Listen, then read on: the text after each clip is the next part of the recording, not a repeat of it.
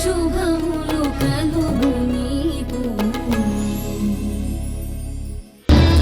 దాని బాగు కోసం మీరేదో చెప్తున్నారు. అది దుడుకుతనంతో ప్రవర్తిస్తుంది. మీరేమీ అనుకోకండి. క్షమించండి. అయ్యో భలేవారండి. తను ఇప్పుడు ఇలాగే ప్రవర్తిస్తుంది. కానీ ఇప్పుడు మనం మాట్లాడే మాటలు తన మైండ్లో వర్క్ చేయడం మొదలు పెడతాయి. ఏదో ఒక టైంలో తన ఆలోచనలో మార్పు వస్తుంది. మీరేం పట్టించుకోకండి. సరేనండి, ఇంక నేను బయలుదేరుతాను. అలాగే బాబు. బాయ్ వారాహి గారు.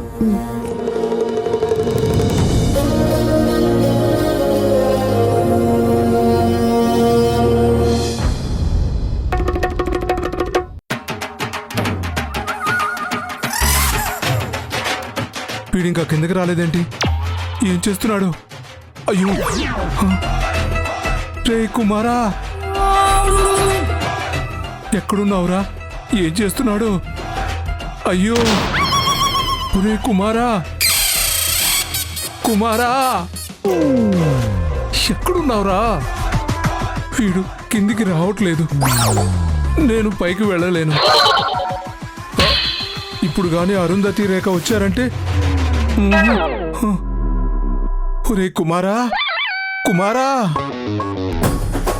శేఖర్, అమ్మో అమ్మో అమ్మో, వచ్చేసారా? అమ్మో ఏంటి? అమ్మో కాదమ్మా, అమ్మ అమ్మ వచ్చేసారా అంటున్నాను. ఇక్కడేం చేస్తున్నావు?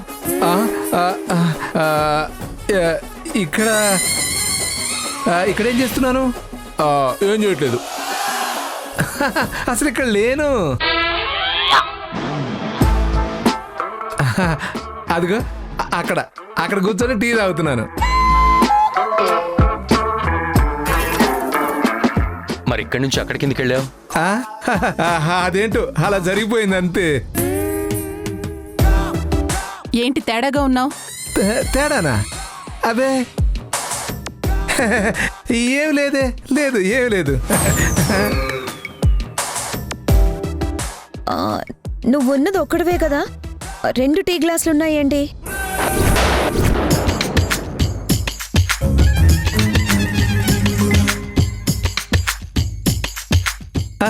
అయ్యో రెండంటే రెండే రెండే 2 తాగుతున్నాను కదా, అదన్నమాట. ఏంటి 2 గ్లాసుల టీ నువ్వు తాగేవా? అంతేగా, అంతే అంతే అంతే. శేఖర్, నీ కొడుకు కాఫీ తాగేశాడా? అబ్బా ఏం టైమింగే.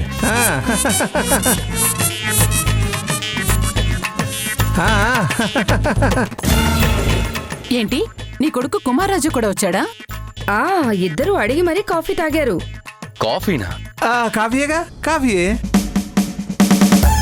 మరిందాక టీ అంటే ఓకే అన్నావు. అన్నానా? అన్నానా? అయితే అన్నాను.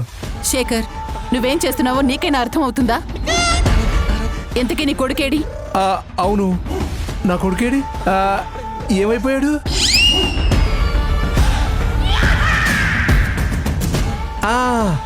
పనుందని వెళ్ళిపోయాడు, బయటికి వెళ్ళిపోయాడు. వాడి సంగతి తర్వాత అమ్మా. మీరేదో పని మీద వెళ్ళారట కదా, ఆ పనేమైంది? కాయైందా పండైందా? తొక్కయింది. అంటే సక్సెస్ అవ్వలేదన్నమాట. ఆ వారాహి సక్సెస్ అవ్వనివ్వకుండా అడ్డం నిలబడింది. మాకు రావాల్సిన ప్రాజెక్ట్ ని జయసింహ వాళ్ళ కంపెనీకి వెళ్లేలా చేసింది. వీళ్ళని ఇలాగే ప్రశాంతంగా ఉండనిస్తే వాళ్ళు మీ మీద ఇలాగే ఏవేవో ప్లాన్లు వేస్తూ మీకు ప్రశాంతత లేకుండా చేస్తారు.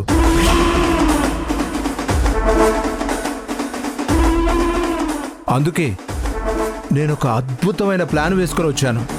ప్లానా? ఏంటది? ఇప్పుడు హాసిని విక్కీబాబు కొట్టాడు, ఆ తర్వాత విక్కీబాబు హాసిని కొట్టాడు. జరిగిన సోది కాదు, జరగాల్సింది చెప్పు. అదేనమ్మా, ముందు విక్కీబాబే కొట్టాడు కాబట్టి కృష్ణమ్మ వాళ్ళేమన్నా ముందే ఏదైనా ప్లాన్ చేసి మీ అబ్బాయి మీద ఏదన్నా గృహహింస చట్టం ప్రకారం కేసు పెట్టారనుకో,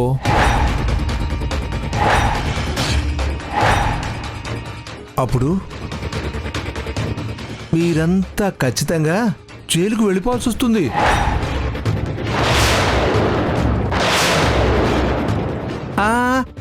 అంటే మిమ్మల్ని అంత దూరం తీసుకెళ్లే శక్తి పరపతి వాళ్ళకి లేదనుకో, కానీ కీడించి మేలించాలన్న సూక్తిని ఫాలో చేసి మనం ముందుగానే జాగ్రత్త పడ్డామనుకో తప్పులేదు కదా. అంతే అంతే నా ఉద్దేశం.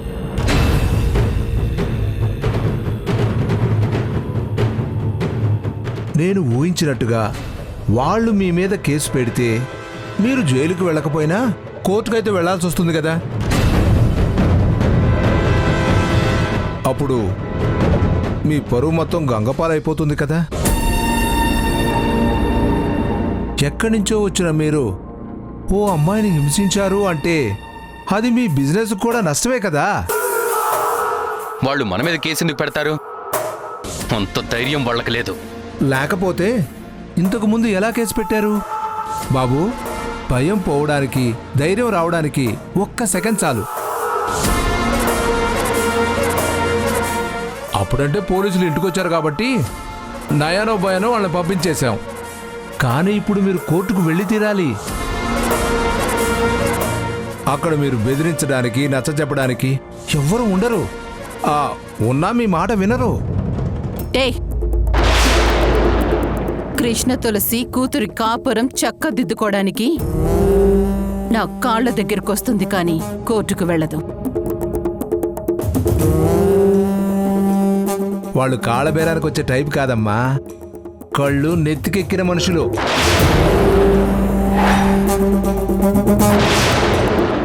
వాళ్ళని నెత్తి మీద చచ్చేలా దెబ్బ కొట్టడానికి ఇదే కరెక్ట్ టైం.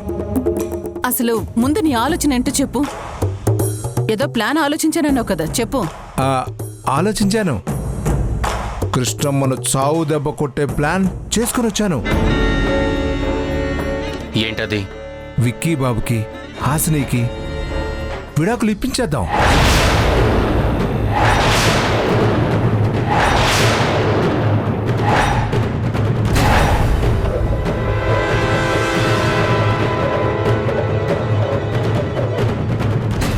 విడాకులా? ఏ వద్దా? ఓ, అంటే హాసిని మనసు మార్చుకొని మీ ఇంటికొస్తే కోడలిగా ఆహ్వానించాలనుకుంటున్నారా?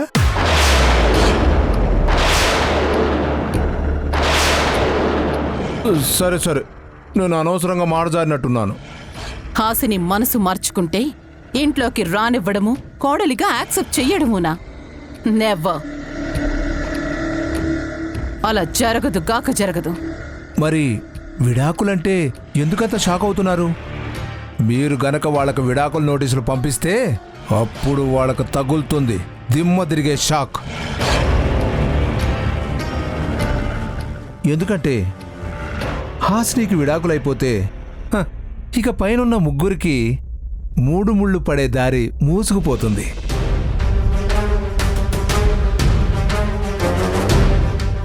దాంతో కృష్ణమ్మ షేక్ అయిపోతుంది. చూడమ్మా, వాళ్ళకి చెడు జరగాలంటే ఇంతకంటే మంచి టైం ఇంకోటి దొరకదు.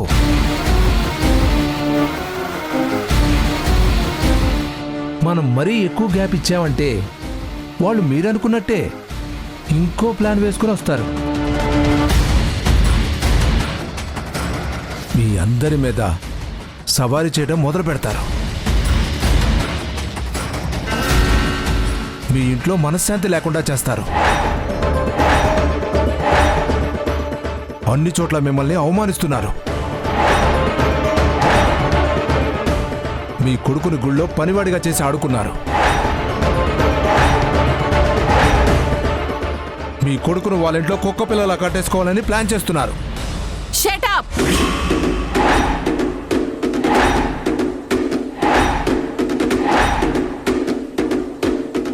వాళ్ళకి నేను అంత అవకాశం ఇవ్వను. వాళ్ళు నన్ను, నా పిల్లల్ని ఆడుకోవడం కాదు, నేను వాళ్ళందరినీ ఏడిపిస్తాను.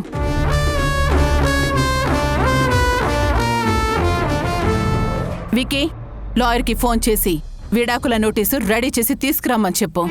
ఓకే అమ్మా.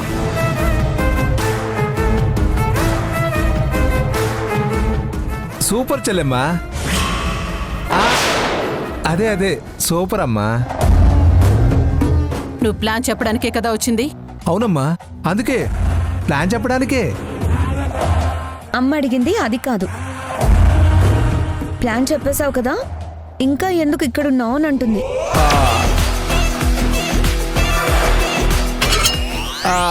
అది వెళ్ళు, బయలుదేరు. వెళ్తానమ్మా, వెళ్తాను. వాడు వచ్చేస్తే వెళ్ళిపోతాను. వాడెవడు? అదే అదే నా కొడుకు. ఇందాక బయటికి వెళ్ళిపోయాడన్నావు కదా. వెళ్ళిపోయాడు వెళ్ళిపోయాడు వెళ్ళిపోయాడు. మరి ఇంకేంటయ్యా, వెళ్ళు.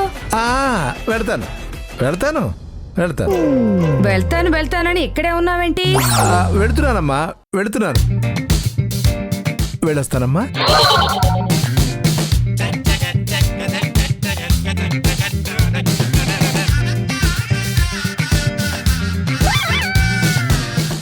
అమ్మో, వీడు పైన గదిలోనే ఉన్నాడు. రేఖ ఇప్పుడు గదిలోకి వెడితే చస్తాడు. రే కుమారా, ఎక్కడున్నావురా? జాగ్రత్తగా రారా.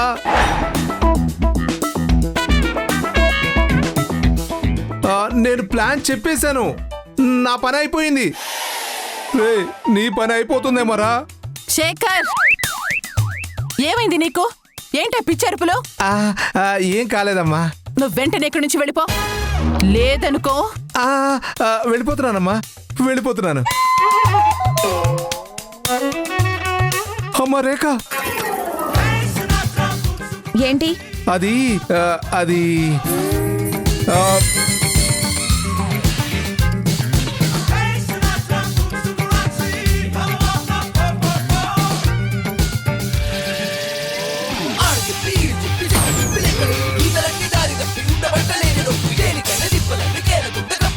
అమ్మా, లాయర్ గారికి చెప్పేశాను. వికీ, నువ్వు ఇంకో పని చేయాలి. ఏంటమ్మా? ముందు శేఖర్ని బయటికి పంపించి. వదిలేమ్మా, నేనే వెళ్తాను. రే కుమారా, నువ్వు అయిపోయావురా. నేను వెళ్ళిపోతున్నాను రా. సంతోషం. ఓ టెన్షన్తో వెళ్ళిపోతున్నాను రా. హే శేఖర్. వెళ్ళిపోతున్నాను బాబు, వెళ్ళిపోతున్నాను.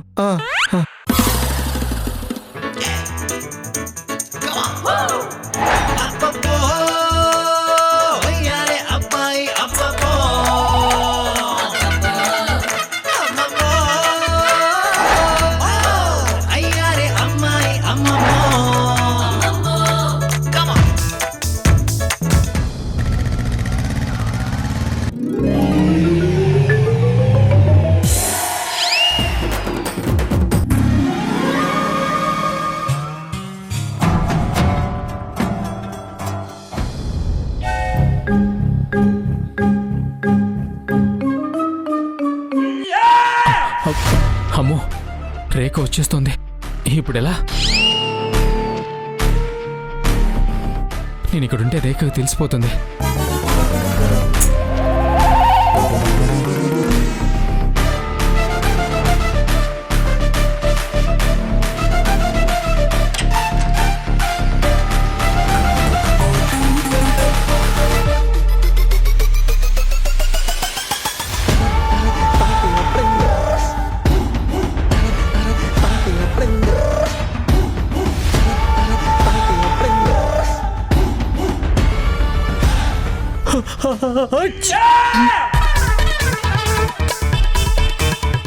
హే, ఎవరిది?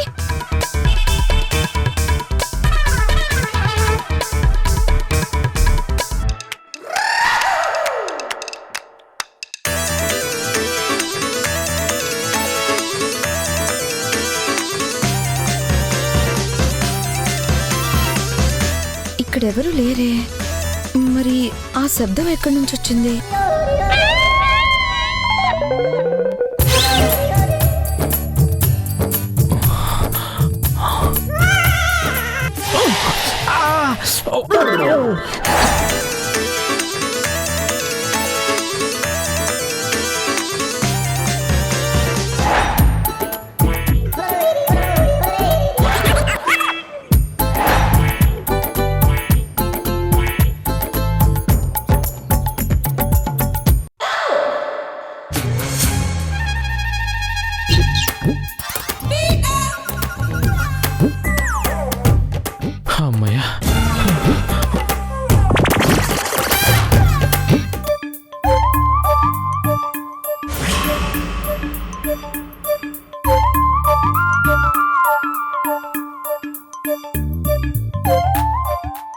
మౌస్ ఇక్కడ ఉందేంటి? ఇక్కడ నేనేం పెట్టలేదే. మరి ఎవరు పెట్టుంటారు?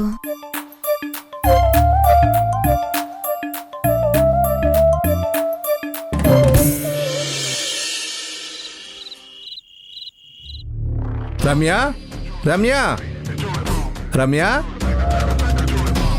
అబ్బబ్బబ్బబ్బా, ఏంటండి ఏంటి అరుపులు? నాకేం చెవుడు లేదు, మీరేం బయట లేరు. నావి అరుపుల్లా వినిపించాయా? వాటి వెనకున్న ఆనందం కనిపించలేదా? ఆనందమా? ఎందుకండి? కొంపదీసి లక్కీ డిప్లో లాటరీ ఏమన్నా వచ్చిందా? మామూలు లాటరీ కాదే, బంపర్ లాటరీ. ఆ? అవునా? ఎంత వచ్చిందండి? ఎంతొచ్చిందో కాదు, ఏమొచ్చిందో తెలిస్తే నువ్వు ఎగిరి గంతేస్తావు. ఊపిరాడక ఉబ్బి తబ్బిబ్బైపోతావు. ముందు ఈ చీర తీసుకో. చీరా? ఆ, నీకిష్టమని పట్టు చీర తెచ్చాను రమ్య. చీర సంగతి తర్వాత అండి, ముందా లాటరీ విషయం చెప్పండి. నరదిష్టికి నల్లరాయి కూడా పగిలిపోతుందంటారు, కానీ కడుపు మంటకి కాపురాలు కూడా కూలిపోతాయని నాకు ఈ రోజే తెలిసింది రమ్య. అబ్బా, వివరం లేని మాటలు, సందర్భం లేని సామెతలు చెప్పడం ఆపి విషయం ఏంటో చెప్పండి. నీ నోటితో చెప్పిన విడాకుల ఐడియా నేను అరుంధతి చెవిలో వేశా.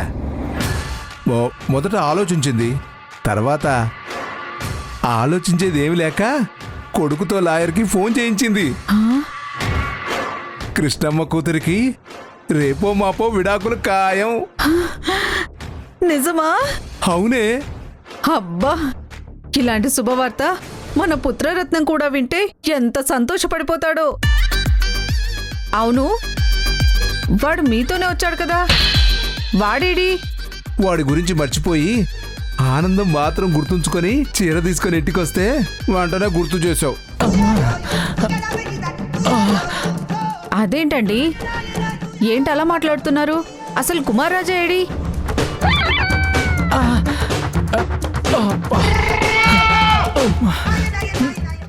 అదిగో మాటల్లోనే వచ్చేసాడు.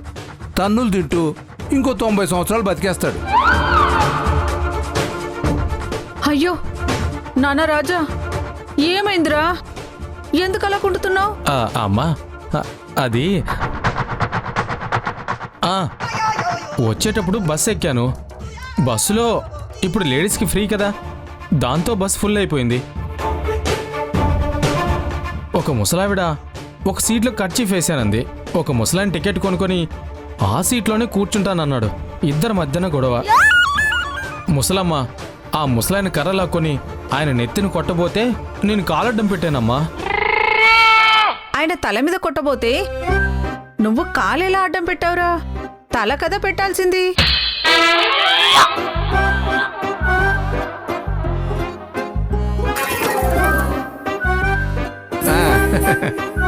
ఆయన కూర్చొని ఉన్నాడు కదా, వీడు నిలబడి ఉంటాడు. కాలు పైకి లేపాక విరగాల్సిన కర్ర బదులు వీడు కాలు ఇరిగి ఉంటుంది. అంతే కదా నాన్న? అంతే నాన్న. అవును, మీరిద్దరూ వెళ్ళింది అరుంధతి ఇంటికైతే ఇద్దరు కలిసి రాకుండా మీరు బండి మీద, కుమార్ రాజా బస్సులో ఎలా వచ్చాడు?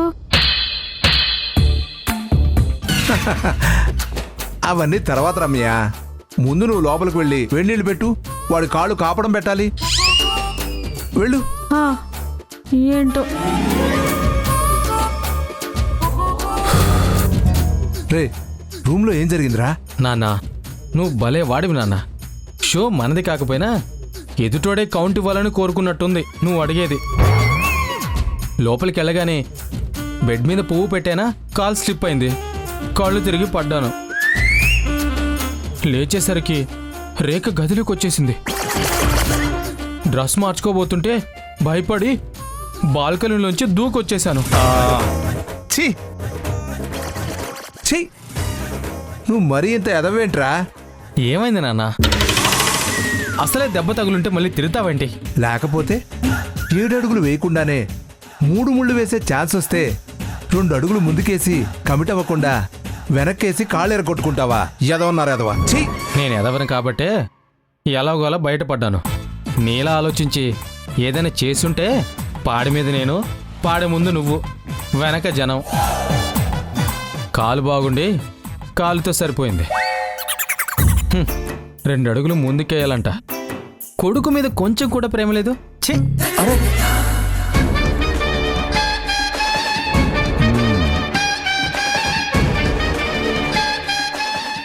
శకునిలా ఎన్ని కుతంత్రాలు చేసినా వీడిని మాత్రం నా వల్ల కాదు.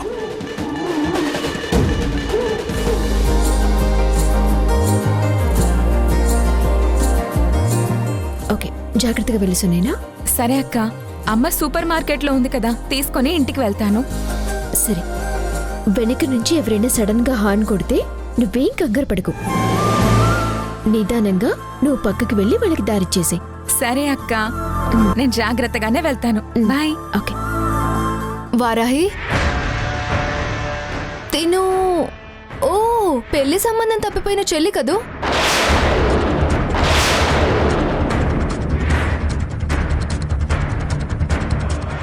నీ చిన్న కూతురు హాసిని ఈ మధ్య మొగుడిని వదిలేసి నీ దగ్గరకు వచ్చేసిందంట కదా? ఆపొదినా, నా కూతురు గురించి అంత చులకనగా మాట్లాడకు. తనేమీ మొగుడిని వదిలేసి వచ్చేయలేదు. ఏంటి నా మీద అరుస్తున్నావు? ఈ రోజు నీ కూతురికి విడాకులు ఇవ్వాలని కోర్టు నోటీస్ పంపిస్తుందట ఆ అరుంధతి.